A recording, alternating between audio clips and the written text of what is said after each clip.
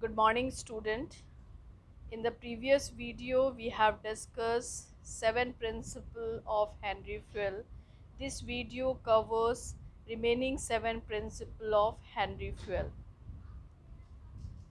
First is centralization and decentralization, scalar chain, order, equity, stability of tenure, initiative, and spirit the corps. We will discuss all 7 principles with pictorial representation, and we will also see their positive and negative effect if these principles are not followed in any organization. Let us start with the first, centralization and decentralization. See the picture. What idea you can see here? In the left side of the diagram, there is one person at the center, and his surrounding there are the subordinates or the followers. Means in this picture only one individuals is giving the order to their subordinate, and subordinates are answerable to that boss. So this is what the authority is concentrated in one hand. All the decision making is in one hand. But just in the right side, you just see the picture. There is a decentralization of power, that means delegation of authority to the subordinate. Means in decentralization, to for the smooth running, the power is transferred to the immediate subordinate, and accordingly, so that to make the decision making easier. So this is what centralization is, when the top level retains the authority, whereas in centralization, when there is a delegation of authority at all levels. So it is not possible to watch everything by the top level management. So to smoothly running of the organization, it is better to transfer the authority to the lower or middle level management. Now let's see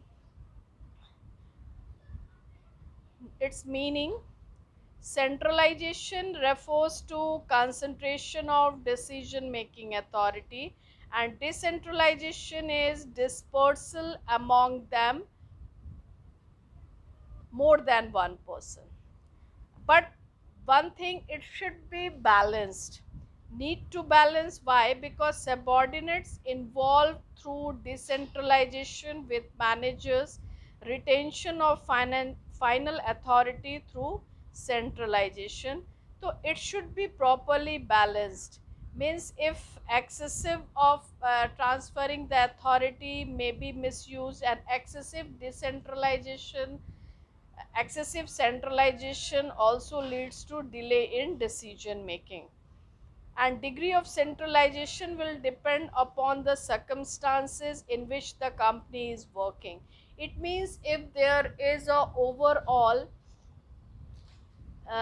for the betterment of the organization, if some of the authority is retained by the top level management, so sometime the power should be centralized, and sometime for smooth running decentralization is also required. Like for example, panchayat, all the activities of whole country cannot be watched by prime minister. So accordingly, at the district level, at the state level, CM are there, at the village level, panchayat are there, so that all the problems can be watched at the lower level, and finally final decision is taken by the prime minister of any country. So this is what for important decision the power is retained to the top level management, and for to day decision and for the betterment of the uh, people, this power is dispersed to the lower level of management. So if it is followed in any organization, What will be the positive effect? Facilitates quick decision making, avoid delay in operation. Means any organization need not wait for the order from the top management regarding decision making. They can easily take the decision if power is given by the top level. And avoid misuse of authority, and if it is properly balanced, so authority will also not misuse, because that label is also answerable for the outcome. And optimum decision making in core decision making in core matters. Means top level management, when they pass on the authority to the lower or middle level, they can concentrate on core area, in the main area, how further development can be done for the organization, what best way we can use for the production, what are the best technique we can use for the marketing. Means they will focus on core areas, and the rest they are just uh, passing on to the middle and lower level.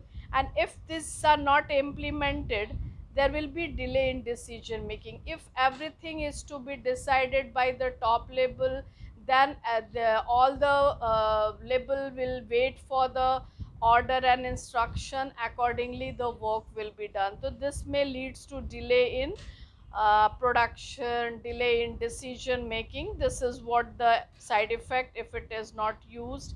And excessive of decentralization, sometime also it has a a negative effect, that authority can be misused. So it should be balanced. Excessive centralization is also not good for the organization, and excessive decentralization is also dangerous for the organization. So it should be balanced, need to balance the centralization and decentralization of power. This is what about centralization and decentralization. Now move to the next principle, scalar chain of authority and communication. There is a system that who will give the order to whom, and whom a subordinate are answerable. See this diagram. This is one of the scalar chain. If suppose any of the order is to be given to F, A will not give directly order to F. A will give to his immediate subordinate B, and B will pass on to C, and accordingly C will pass on to D, and D to E, and E to F. And if suppose any suggestion F want to give to A, then he cannot directly go to A. Again in this chain only, his suggestion will go to the top. E will give to his immediate boss F, E, and E will immediate give pass on to D, and D to C, and C to B, and then A. Accordingly right side also the same way of passing of order and instruction, and it moves from top to bottom. But if suppose there is any emergency arises, that suppose E want to communicate with O, then again if he is following the scalar chain, then he have to move from E to D, C, B, A, then L, then M, and it is very time taking.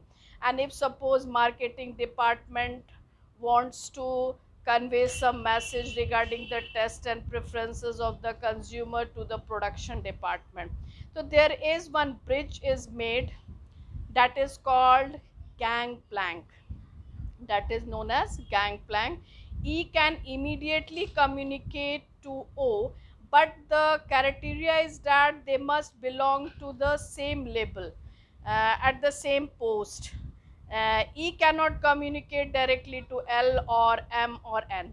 E can communicate only at the same level of his department head, like department head of marketing can communicate with the market production department head. So this provision is made in this scalar chain, but there is a system, and that for the smooth running of the organization.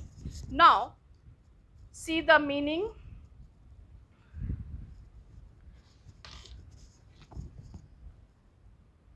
See, gangplank. If as I already explained, you need to communicate by lengthy process. Directly E can communicate to O with the help of this bridge, that is called gangplank. What will be its positive effect? That leads to a smooth flow of communication. Unity of command will be followed. Avoid confusion of dual subordination. Means each one is, there is a clear view that who is the boss of whom and who will answerable to whom, so there is no chance of any confusion. And what will be its negative effect? Multiplicity of command. Means at a time four persons are commanding to a single subordinate. Lack of clarity, whether whom I should, subordinate will be confused to whom I should follow or whom I should not obey or disobey, and that leads to miscommunication also. So this is what the guideline given by Henry Fell, that there should be a proper chain of authority and communication. Now the third principle, let us move to the third principle. See, this is the picture. What idea you are getting? Managers should be kind and fair to their subordinate. He should not discriminate among the two subordinate on the basis of caste, creed, religion, sex. Means equally they should be treated. It refers to equality. Emphasis kindliness and justice in the behavior of manager towards workers. Bring loyalty and devotion, that leads to the subordinate will be loyal to the organization, and he or she should give 100% to the organization. So that what will be is positive effect, that employees will be loyal. Cordial relation among the superior and subordinate, that subordinates are quite confident that there is no partiality, rule is common for everyone. And congenial atmosphere, that means ki there is a very good environment and everyone is enjoying in that environment. But what will be its negative effect? Of course, poor relation among the subordinate. There is a feeling that manager is very partial to someone, and rules are different for different persons. It should not be in the organization. And dissatisfaction among the workers, and workers working there will not be satisfied. So equality should be maintained in the organization. Now let's move to the next principle.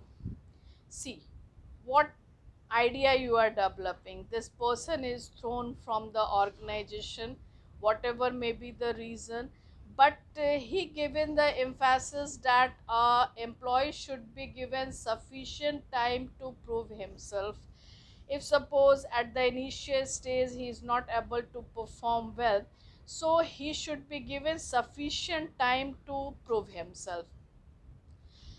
And proper training is also should be given, and there should be some period of retention, fixed period of retention, that he should be given a chance to show his talent. See, it's minimize employees turnover, as employees turnover refers to number of employees left the organization in a year. So it should be minimized. Just for the small region, just for he is not able to perform well, employee is asked to give resignation if you are not able to do the job in a proper way. So it should not be, because personals are selected and appointed after due and rigorous procedure. It takes too much time to select one candidate, and once selected should be kept at their post or position for a minimum fixed tenure. So at least sufficient time should be given to prove his talent. What will be its positive effect? And of course the employees will have the feeling of job security. Nobody is going to kick me out at least for this much period, and this is the sufficient time to prove myself that I am having that skill and efficiency. And that increase the motivation also. Employees will be very motivated, and reduce the employees turnover and expenses on recruitment. So unnecessary, if you are doing again and again, if employee is leaving the organizations, again you have to recruit the new employee. That is expensive affair also. And what is its negative effect? That increase the employees turnover. In a year, so many employees are leaving the organization, and that leads to increase the recruitment cost. And all the employees are having the feeling of insecurity. So how then, if he is insecure, then how he will show his 100% effort and efficiency in the organization. So this is what he given the emphasis, that proper care should be taken once a candidate is selected. Now next to the next principle, initiative. Employee need to be motivated to put forward their ideas or suggestion and execute them. Means employees should be invited to give their suggestion for the betterment of the organization, and sometimes they should be rewarded for this. So they must have the feeling of sense of belongingness, that I am a part of this organization, and management respect my suggestions. So this type of environment should be created in the organization, so that all the employees will involve in decision making process. See the meaning, employees initiative without force, means they should come voluntarily to participate in the decision making, giving their suggestions, ideas, and they should be encouraged to develop and carry out the plans for improvement. So they should be invited to participate in the planning function also. What will be its positive effect? Of course the employees will be motivated. This leads to increase the efficiency and effectiveness also, and improvement in operations, because every employees are having their ideas, but because they are not asked to give the ideas, they kept mum.